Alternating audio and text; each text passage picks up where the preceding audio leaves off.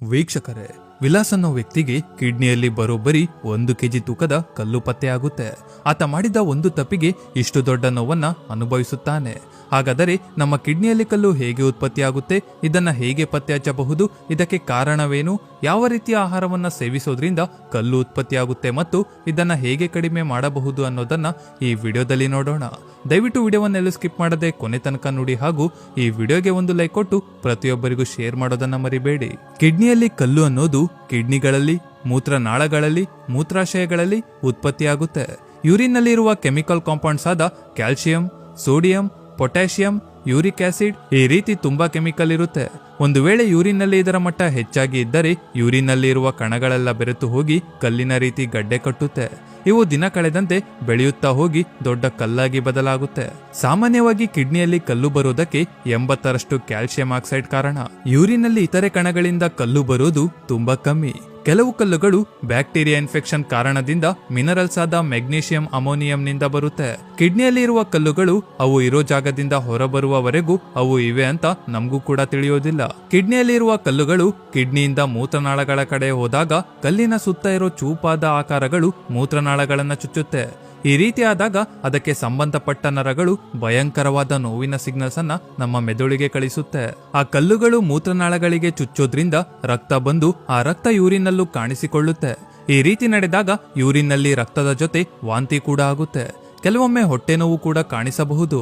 ಒಂದು ವೇಳೆ ಕಿಡ್ನಿಯಲ್ಲಿ ಕಲ್ಲು ದೊಡ್ಡದಾಗಿ ಇದ್ದು ಮೂತ್ರ ಬರದೇ ಇರೋ ರೀತಿ ಮೂತ್ರನಾಳಗಳನ್ನ ಬ್ಲಾಕ್ ಮಾಡಿದ್ರೆ ಅದರಿಂದ ಇನ್ಫೆಕ್ಷನ್ ಆಗುತ್ತೆ. ಇಲ್ಲ ಅಂದ್ರೆ ಮೂತ್ರ ಹಿಂದೆ ಹೋಗೋ ರೀತಿ ಮಾಡಿ ಕಿಡ್ನಿಗಳನ್ನ ಹಾಳು ಮಾಡುತ್ತೆ. ಸಾಮಾನ್ಯವಾಗಿ ಕಿಡ್ನಿಗಳಲ್ಲಿ ಇರುವ ಕಲ್ಲುಗಳು ಯಾವುದೇ ತೊಂದರೆ ಕೊಡೋದಿಲ್ಲ.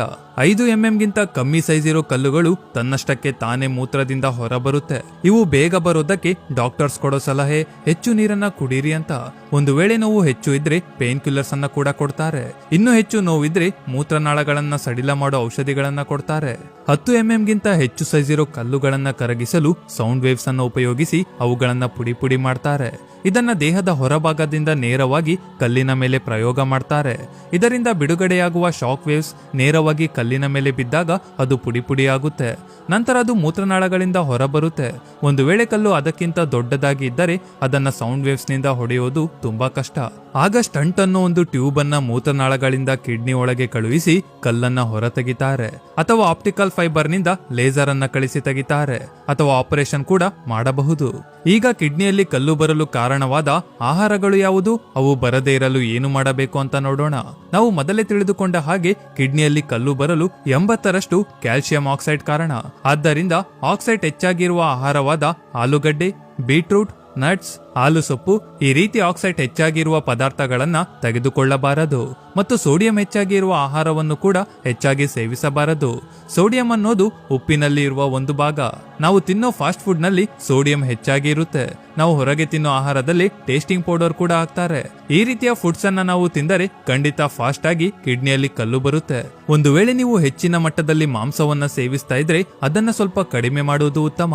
ಮತ್ತು ಹೆಚ್ಚಿನ ಮಟ್ಟದಲ್ಲಿ ನೀರನ್ನ ತೆಗೆದುಕೊಂಡರೆ ಕಿಡ್ನಿಯಲ್ಲಿ ಹೆಚ್ಚಾಗೋ ಕಣಗಳನ್ನ ಅದು ಕರಗಿಸಿ ಕಲ್ಲುಗಳು ಬರದೇ ಇರುವ ಹಾಗೆ ಮಾಡುತ್ತೆ.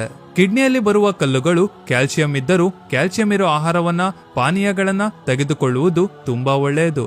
ಯಾಕೆ ಅಂದ್ರೆ ಕ್ಯಾಲ್ಸಿಯಂ ಆಕ್ಸೈಡ್ ಅನ್ನ ಬಂಧಿಸಿ ಅದನ್ನ ಕಿಡ್ನಿಯವರೆಗೆ ಹೋಗದಂತೆ ನೋಡಿಕೊಳ್ಳುತ್ತೆ. ನಿಮ್ಗೆ ಈ ವಿಡಿಯೋ ಇನ್ಫಾರ್ಮೇಟಿವ್ ಅನ್ಸಿದ್ರೆ ದಯವಿಟ್ಟು ಕೆಳಗಡೆ ಕಾಮೆಂಟ್ ಮಾಡಿ ತಿಳಿಸಿ ಹಾಗೂ ಈ ವಿಡಿಯೋಗೆ ಒಂದು ಲೈಕ್ ಕೊಟ್ಟು ಪ್ರತಿಯೊಬ್ಬರಿಗೂ ಶೇರ್ ಮಾಡೋದನ್ನ ಮರಿಬೇಡಿ.